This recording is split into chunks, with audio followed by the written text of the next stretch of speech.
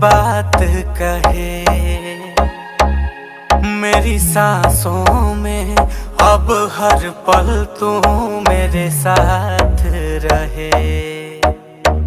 मुझ पे कर दे इतनी सी मेहरबानी, आजा दिल में वो लड़की दीवानी।